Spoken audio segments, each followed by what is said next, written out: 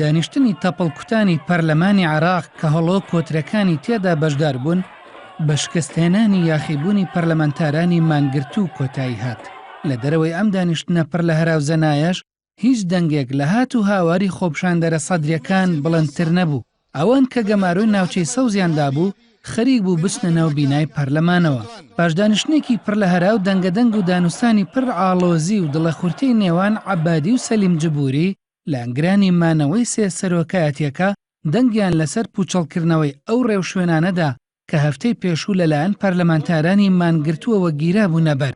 لە پێش هەمووشیانەوە لەسەر کارلابردنی سەرۆکی پەرلەمان و دووجێگرەکەی. بەرلەمەش خۆپشاندەرە تووڕەکان لە شەقام داوای حکوومەتی تەکنۆکراتیان دەکرد. پەرلەمانتارە مانگرتووەکانیش لە ناو هۆڵی پەرلەمان بە مشتەکۆڵە و جانتا و کەوچک لە مێزی سەرۆکایەتی پەرلەمانیان دەدا بۆ لەسەر کارلادانی. لەو لای ئەوانیشەوە سەرۆکی پەرلەمان و سەرۆکی حکوومەت تاوێک بە پێکەنین و تاوێکی تر بەکشانەوە ڕوبەڕووی دۆخە ئاڵۆزەکەی ناو پەرلەمان دەبوونەوە. هەرچەندە دۆخەکە پڕ بوو لە پشێوی، بەڵام تیمی سەلیم جبووری و عەبادی بە دوورخستنەوەی ڕۆژنامەنووسان و واڵاکردنی دەواازەیەکی پەرلەمان بۆ خۆپشاندەران مانگرتووەکانیان ناچار بەخۆ بەدەستەوەدان کرد، چونکە کاتێکیان زانی چاوی کامێرایان لەسەر نەماوە و خەریکە گەمارۆژ دەدرێن. بە بڕۆی بەشێک لە چاودێران چۆڵکردنی بەشێکی پەرلەمان و دوورخستنەوەی ڕۆژنامەنووسان بۆ ترساندنی پەرلەمانتارە مانگرتووەکان بوو. باز لەوەش دەکەن کە پێدەچێت ئەوانەی بڕیاری دوورخستنەوەی ڕۆژنامەنووسانیان دەرکرد هەر ئەوان دەرگایان بۆ خۆپیشاندەران کردبێتەوە بۆ ئەوەی بچنە ناو پەرلەمانەوە. ڕێگریکردنی پەرلەمانتارانی مانگرتوو لەسەر ئەنجامدانی دانیشتنەکە بەردەوام بوو.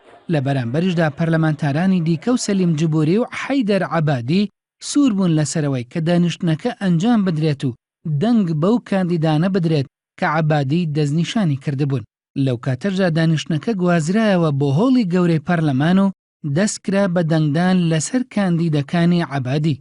مانگرتووەکان کە هەڵۆکانی حیزبی داعوە لە باڵی مالکی سەرۆکایەتیان دەکردن نەیانتوانی خزمەتێکی سیاسی پێشکەش بە نووری مالکی بکەن، نەک هەر لەبەرەوەی لە دوای کشانەوەی پەرلەمانتارانی سەدر ژمارەیان کەمی کرد، بەڵکە لەبەرەوەی نە ئەمریکا و نە ئێرانیش نایانەوێت لە ئێستادا نەخشەی بنەڕەتی هێز لە عێراقدا گۆڕانکاری بەسەردا بێت.